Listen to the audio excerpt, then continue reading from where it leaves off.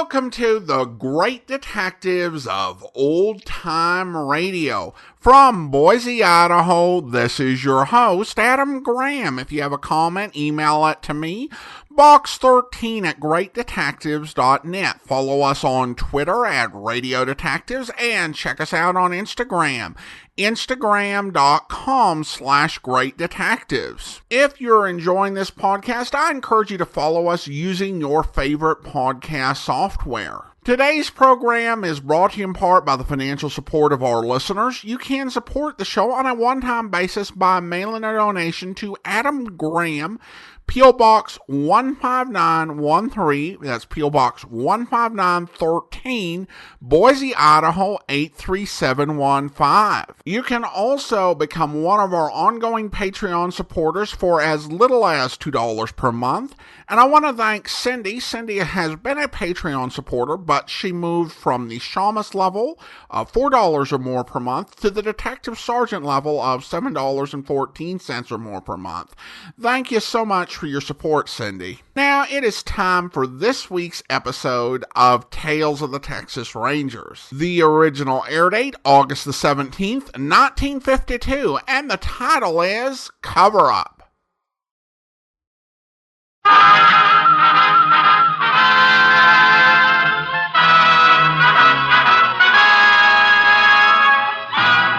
Tales of the Texas Rangers, starring Joel McCrea as Ranger Jace Pearson. Another authentic reenactment of a case transcribed from the files of the Texas Rangers.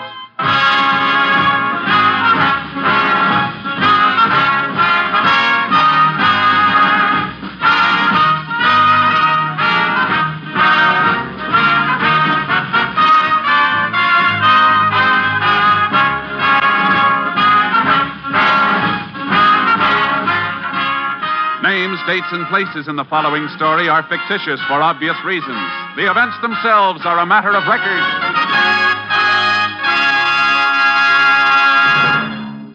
Daytime radio listening is a big part of Mrs. America's way of life. And on NBC, daytime radio is a big part of our overall schedule of top listening entertainment. Tune here tomorrow and each day, Monday through Friday, for such smile-provoking programs as Double or Nothing with your genial quizmaster, Walter O'Keefe, Strike It Rich, the program with a heart presided over by Warren Hull, and Welcome Travelers, bringing Tommy Bartlett's interesting interviews with travelers in the Windy City. Radio also gets its ears boxed every day when Bob and Ray satirize the industry which made them famous. Later, Dave Garroway strolls through a pleasant quarter hour of enjoyable radio listening and invites you to join him for the proceedings. Yes, all through the day, NBC presents America's most popular radio programs: comedy, drama, music, and information. So if you suffer from the housework blues, let us brighten your day with the entertainment available on this station of the NBC Radio Network. Join us tomorrow morning, won't you? And now, today's Tales of the Texas Rangers.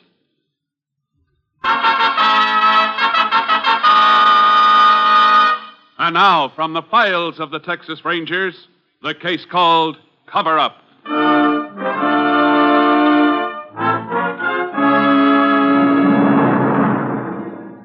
It is 8 o'clock on the morning of Thursday, July 4th, 1946. 17 miles north of Lenepa, Texas, farmer Lee Gaynor crosses the cornfields to the farm of Russell Hines, his neighbor and closest friend. When he reaches his friend's house, Gaynor goes up on the front porch, opens the door, and walks in. Russ, where are you? Russ, you back there in the bedroom? Who are you? What are you doing here? You get out of here, please. You can't come in. What do you mean I can't come in? Who are you? What are you doing with that pail of water? I just cleaned up the floor. Now you go. You can't stay. That's so fast. Where's Mr. Hines? He's gone. He said don't let nobody in the house, so please, you go out, huh? I'm not going anywhere. Not till I get this straight. Now, where'd he go? I don't know, senor. He said that he go on vacation. That's all he said. Well, his car's outside. He couldn't go nowhere without his car. Well, he did. He go for 2 weeks. I don't believe it. Mr. Hines is my best friend. He wouldn't go off like that without telling me. Well, he did. You're lying. Who are you? What you doing here? I work here. No, you don't. I never saw you before. Senor Hines, he hired me this morning before he leave. He left, huh? How come his watch and glasses and all the rest of his stuff is still on the dresser? Hey, where's his wallet? I don't know. I didn't take I it. think you did. Now, let's see what you got. Wait a minute. What's that on the floor? Where? Right where I'm pointing. This looks like blood. Oh, see, that is Senor Hines. And on the bed, too. What did you do to him? Nothing. Where is he? You tell me or I beat it out of you. Please, Senor, he have a nosebleed. He tell me to clean up the blood. That's all, I swear. You're lying. You tell me what you did with Mr. Hines. You tell me quick or I kill you. I did nothing. Let me go, Senor. I said tell me. I did nothing. I'll kill you. You asked for this, Senor. You not let me. I did not. Come back here, you. I'll get you, you lousy killer.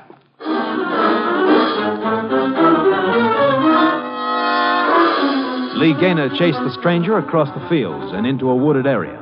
When the man ducked into the woods, Gaynor lost sight of him and was unable to pick up his trail. He then returned to his friend's house and called Sheriff Art Buckley, who in turn requested aid from the Texas Rangers. Ranger Jace Pearson was assigned and arrived at the farmhouse shortly after the sheriff. There's blood on the floor, Ranger. He's trying to clean it up with that bucket of water. And there on the bed, blood splattered all over the pillow. You say this fellow told you Mr. Hines had a nosebleed? Yeah, but I don't believe that. Russ never had a nosebleed in his life, and I've known him since we was kids. I tell you, that Mexican killed him. You know if anything's missing? Yeah, Russ's wallet. Take a look at this dresser. Everything else is here except that. Here's his comb, his glasses. Now, I know Russ better than I know my own brother, and I tell you, he wouldn't go anywhere without his specs. It makes it look bad, all right. Yeah. You know how much money your friend was carrying in that wallet? Just about. Russ drew $300 out of the bank on Tuesday morning. He's fixing to buy a Guernsey from Dave Morgan. Is that your friend's car parked out in front? Yeah, he sure wouldn't be going anyplace without that. Why don't we try to pick up that Mexican's trail? He might still be out in the woods. Well, he was heading into the hills when I lost him, Ranger. Might be afraid to come out. Yeah. Did you look around to see if you could find Mr. Hines in the barn, any place like that? No, I didn't. Stayed in the house waiting for you to come. Now, just where did you chase that fellow? Into the woods over there. Any other farms over that way? Not on this side of the hills. There's a good chance he's still out there. I'll get my horse from the trailer and see if I can pick up his tracks. In the meantime, Sheriff, why don't you look around near the house? Sure thing, Jace. I'll see you later. Now go along, Ranger. I know that hill country pretty good. All right. Maybe you can identify that Mexican if we catch up to him.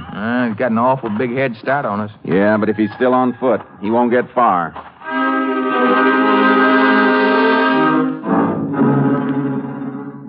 I took Charcoal out of the trailer while Gaynor got one of the horses from the corral. To save time, he didn't saddle up but rode bareback.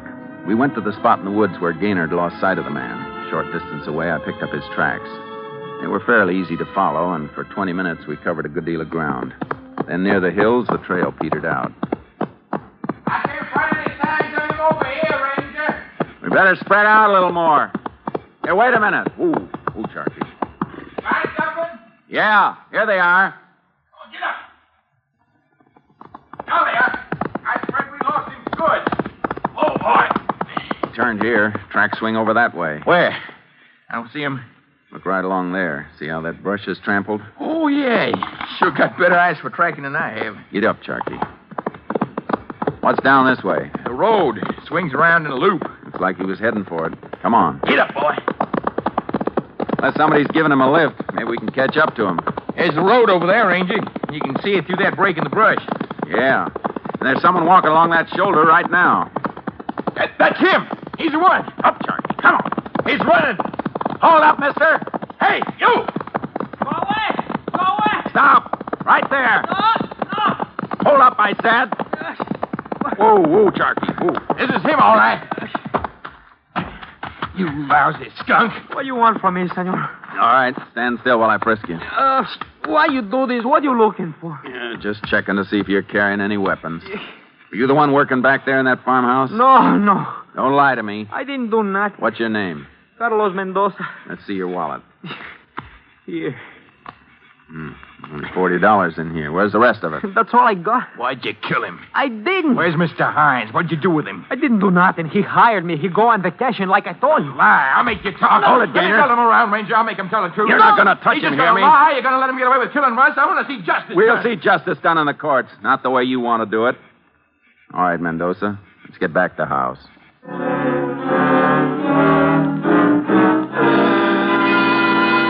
The We took Carlos Mendoza back to the farmhouse where we joined the sheriff. His deputies had arrived and were searching the area for Russell Hines. Mendoza continued to deny that he had killed or robbed anyone. But you got to believe me. I wouldn't kill nobody. What were you doing here? I told you. Senor Hines, he give me a job to clean up the place and stay here while he go away. You start this morning? Si. What time? Oh, yeah, about dawn. You live around here? No. I was coming through with my family. I got a trailer about 10 miles down the road.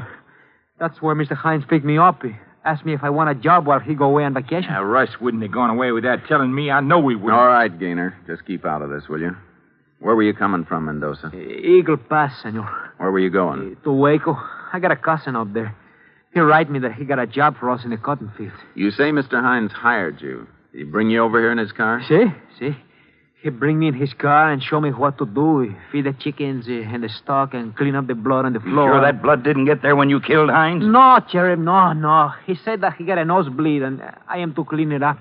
You were just working here. Why were you trying so hard to keep Mr. Gaynor out of the house?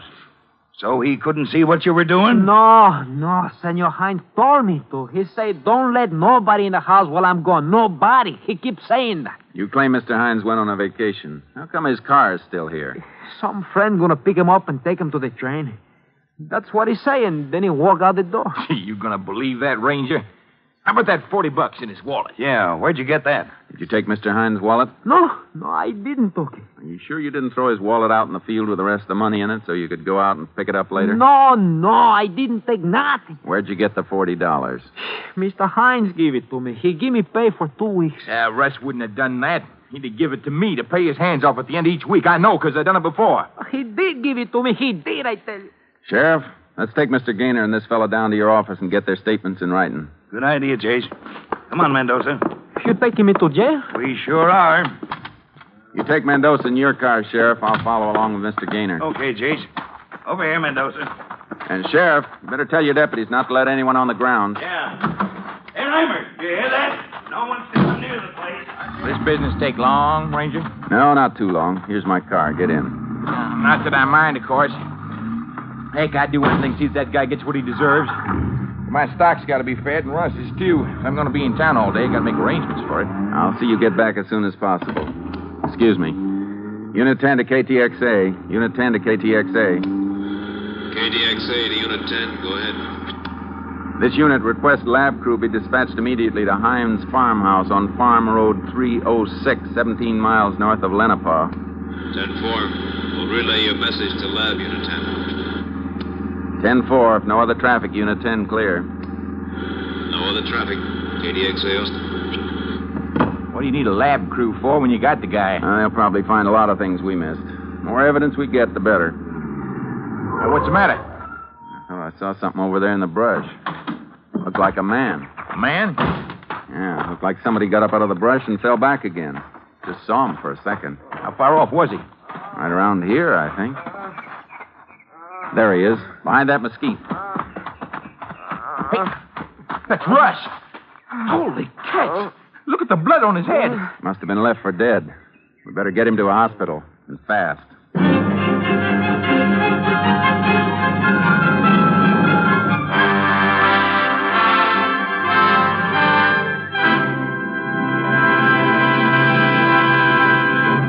In just a moment, we will continue with Tales of the Texas Rangers, starring Joel McCrea as Ranger Jace Pearson. At this time of the year, we spend a lot of time out of doors, hiking and camping and on picnic trips in the woods and the mountains. That means more danger of forest fires. This summer, thousands of acres of valuable timberland will be destroyed because of carelessness. And in these days of defense emergency, our natural resources are more vital than ever. It's up to you to be sure that you do not cause the tragedy, the shameful waste brought about by a forest fire. Just follow a few simple rules. Crush out cigarettes, cigar, and pipe ashes. Break matches in two after using them. Drown all campfires, then stir and drown them again. Find out the law before using any kind of fire. Forest fires destroy timber, wildlife, and the water supply. They destroy the natural resources on which our nation depends. So don't be careless for a moment when you're in the mountains or woodlands. Forest fires are our most shameful waste. So remember, only you can prevent forest fires. Now, Act 2 of Tales of the Texas Rangers.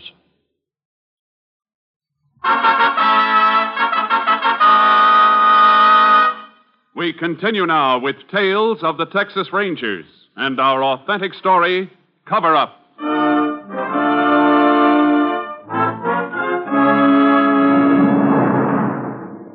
Russell Hines had been beaten severely about the head and remained unconscious all the way into town. We got him to the local hospital where he underwent emergency treatment.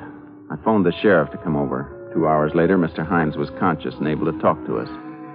Sheriff Lee Gaynor and I walked down the corridor toward his room. I'd sure like to know what that Mexican hit him with. The doc says it was something round, like a piece of pipe. When I get my hands on Mendoza, it'll take more than 34 stitches to sew up his head. You better wait out here, Mr. Gaynor. Yeah, but I want to see... Let's not disturb Mr. Hines any more than we have to. All right. Go on, Sheriff.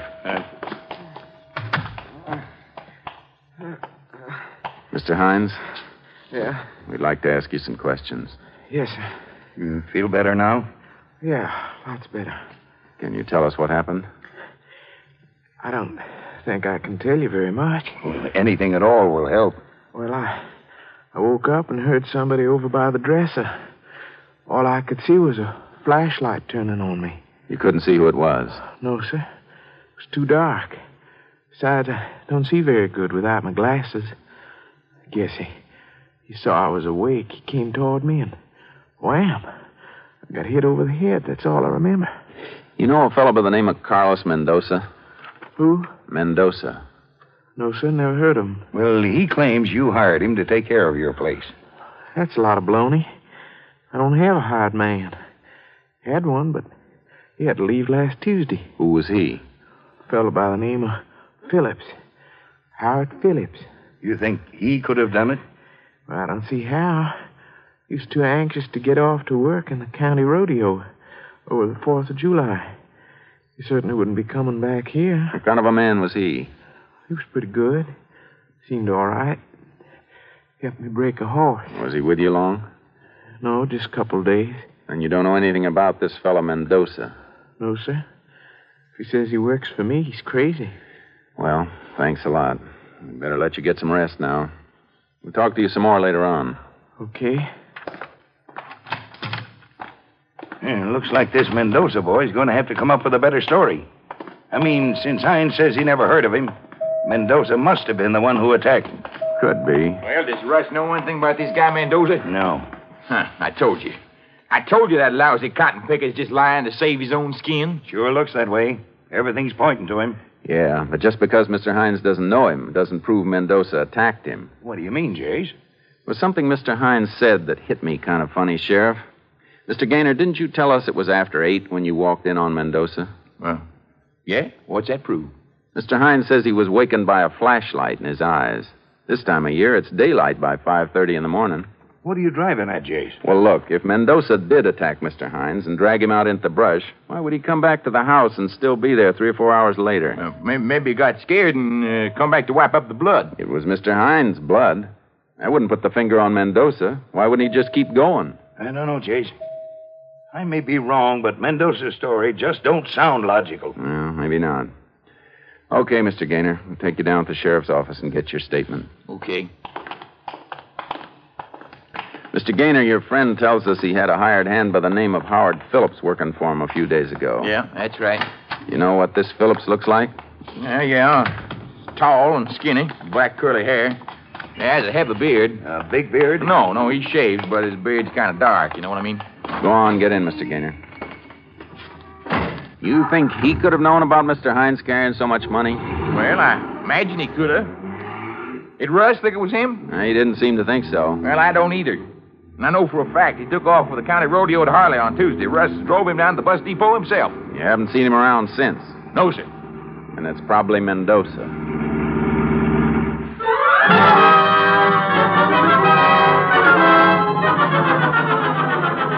After we got Lee Gaynor's statement, we had a deputy drive him home.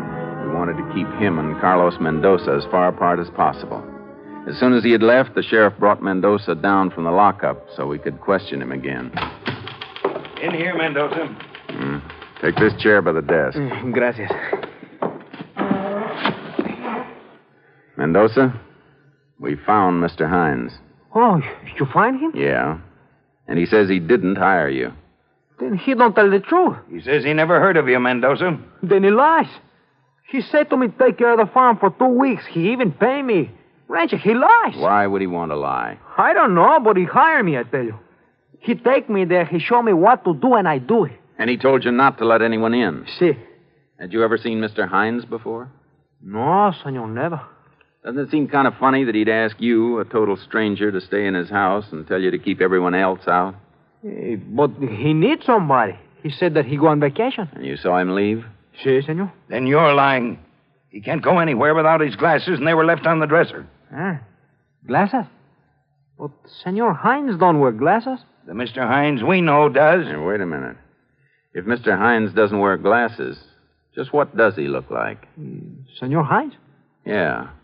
Well, he's a big man, about as big as you, but kind of bony. He got black hair. Jace. Did he look like he needed a shave? Si. You sure? Oh, I'm positive, senor. Why you ask me this? That sounds like Howard Phillips, Jace. It sure does. Maybe when he thought he'd killed Hines, he put Mendoza in the house to take the rap. Madre de Dios. Then it was not Senor Hines, huh? I don't think it was, Carlos. Then Phillips probably never did go to that rodeo. He might have, then come back last night to steal the money. Could have gone back to the rodeo this morning and used it as an alibi. Let's go to that rodeo and find out.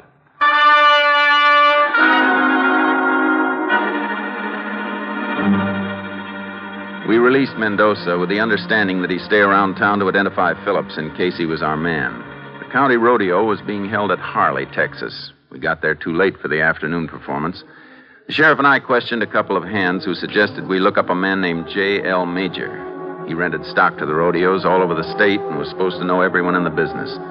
They described him as the biggest man with the biggest voice and the biggest cigar in all Texas. And said we could find him in town at the hotel. There it is, Jace. Other side of the street. Uh-huh. Let's cross here. I hope this man Major can give us a lead.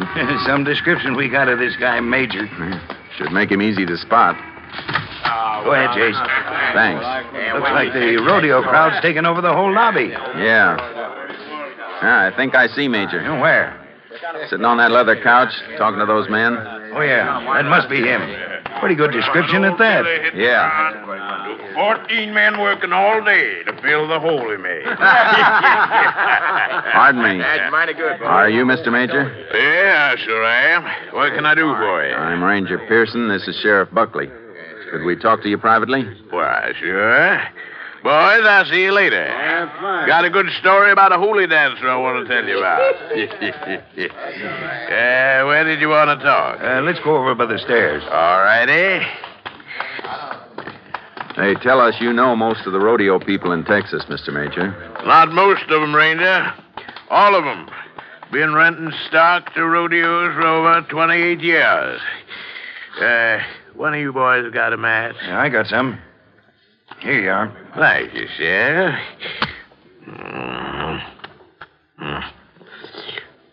Yeah.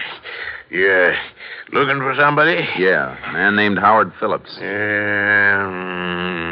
Howard Phillips. Phillips.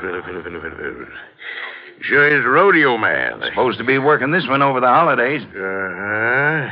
What's he look like? Tall, lanky. Usually looks like he needs a shave. Curly black hair. Phillips. What's his line? Bulls? Cow milking? Bronx? We don't know. Can't think of any performers named Phillips. Got another match. Here you are. Much obliged. Good cigar. Tall, lanky fella, you say? That's right. Yeah, recollect you used to know a Wiley Phillips got killed by Bramer.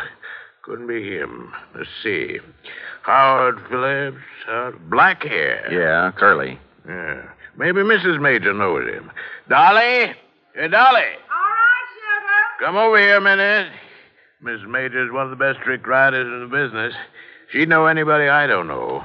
Ready to go, honey? Pretty soon, doll, honey. First, I want you to meet some friends of mine. Ranger Pearson and Sheriff, Buckley, is it? Mm-hmm. Glad to meet you, ma'am. Howdy. Howdy, ma'am. These fellas looking for a big lanky man, curly hair. What color did you say it was? Black. His name is Howard Phillips, ma'am. Howard Phillips? Yes, ma'am. His face is dark, like he needs a shave. Oh, sure. You know him, honey. I do? Yeah, Slim Phillips. Slim fella. Yeah. New fella who works the chutes? Sure, that's him. Nobody calls him Howard, though. Why, sure. Tall fella. Curly hair. Yeah, that's the Of one. course, I knew him. Know everybody in the business. You know where he is now? No, but he'll be at the rodeo grounds for the evening performance. We're heading there now. If y'all want to come along, I'll point him out to you. Thanks, ma'am. We'd appreciate that. We're kind of anxious to meet him.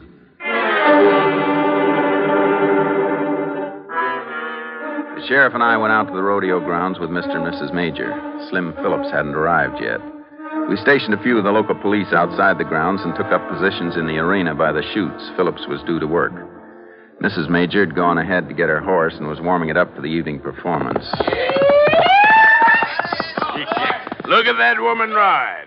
Bet you never saw nothing like that before, Ranger. Hey, your wife sure knows how to handle a horse. Yeah, now watch this.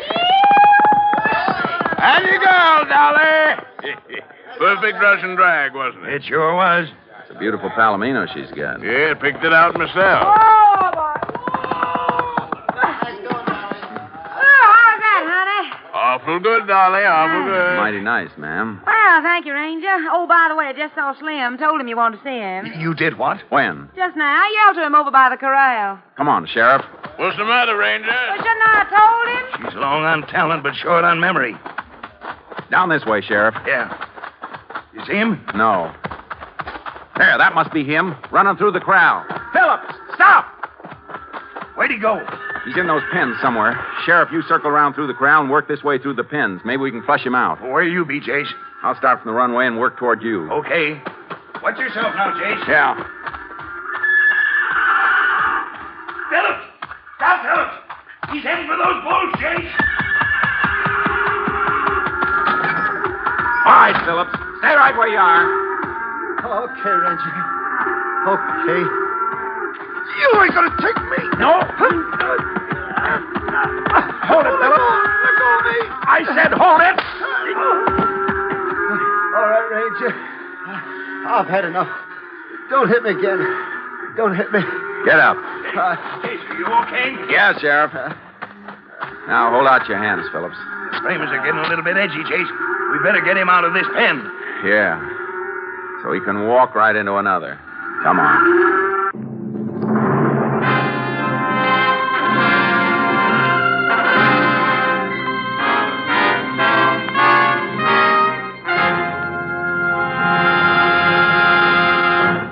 In just a moment, we will tell you the results of the case you have just heard. Today, there's a continuing lineup of great radio shows on this NBC station with a variety of entertainment features. Later this afternoon, Best Plays will present The Philadelphia Story, Philip Barry's highly successful comedy of manners. Starring in The Philadelphia Story on Best Plays will be Betty Furness, Joan Alexander, and Myron McCormick. In the music department this afternoon, you're invited to keep tuned for a full-hour concert from world-famed Hollywood Bowl. Today's concert will feature Dorothy Warren Scholl, Jan Pierce, and Igor Gorin. Another highly entertaining program today on NBC will be broadcast from Meredith Wilson's Music Room. Meredith will have lovely Esther Williams as his special guest, and I'm sure you'll enjoy hearing them talk about music, swimming, and anything else that happens to pop up in the course of their informal conversation. So, for the finest in radio entertainment, be sure to keep tuned to the NBC Radio Network. Now, the conclusion of Tales of the Texas Rangers.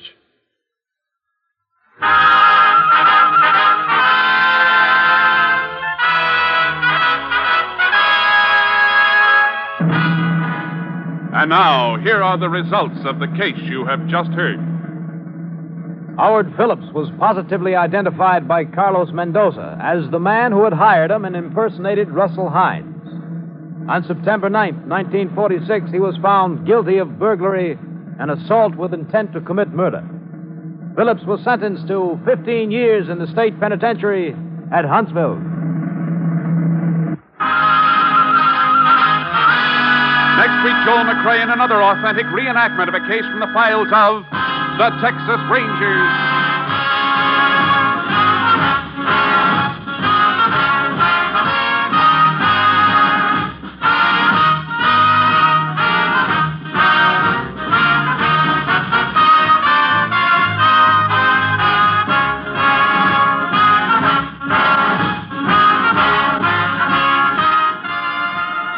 Joel McCrea is currently seen in San Francisco Story, a Warner Brothers release.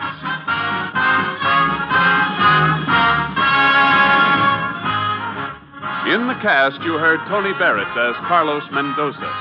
The role of Mr. Major was portrayed by Paul Frees, and Dolly Major was Betty Lou Gerson.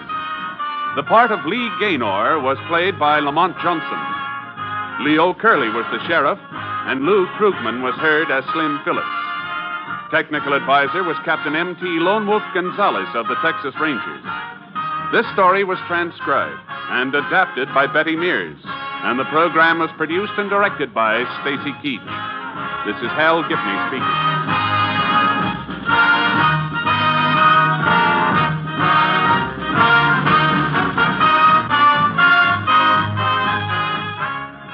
Tonight, hear the Hollywood Bowl concert on NBC.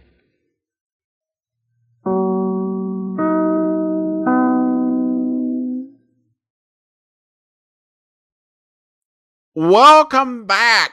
Tales of the Texas Rangers comes through with a reliably realistic and interesting story. There were definitely a lot of good twists as well as challenges to Ranger Pearson at finding the solution. But the clues all were laid out logically, beautifully, just nothing less than what you expect of this series. Now, the description of the guy who knew everyone at the rodeo when they talked about him being the biggest guy and having the biggest cigar, I thought, okay, this is Texas and they're used to, at least stereotypically, describing everything as big and the biggest. So this guy had to be huge. So that impression of Texas fills my imagination when imagining what he looks like, particularly when the ranger and the sheriff agree that the solution's apt. So in my mind, he's about 7'4"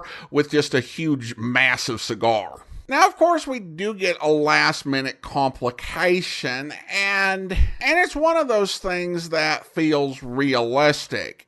The police are often really careful about not trying to cast suspicion on people, not only because it would be unfair, but because it also might lead to action against the department. But on the other hand, if they don't indicate that, then you can end up creating a situation like happened in this episode, where an unwary civilian unwittingly tips the suspect off. Well, now it's time to thank our Patreon supporter of the day. Thank you to Jenny, Patreon supporter since February 2020, currently supporting the program at the rookie level of $2 or more per month.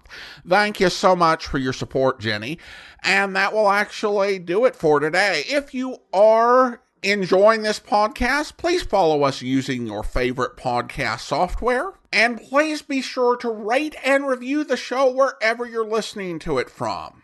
We'll be back next Saturday with another episode of Tales of the Texas Rangers, but join us back here on Monday for the adventures of Sam Spade, where... Hello, Dr. Ames. I see you didn't miss the boat, like the old saying. No. Oh, you're one of the fellows I talked to before when we landed. Yeah, that's right. I don't think I got your name. Connolly. Connolly, this is Mr. Spade. Yeah? Would that be Lieutenant Connolly or Sergeant, maybe? Just Connolly. No special title. How's the little fella doing, Doctor? Colucci? Tony? He's under care. He, talk anymore? Say anything interesting? I didn't talk to him. Mr. Spade here did.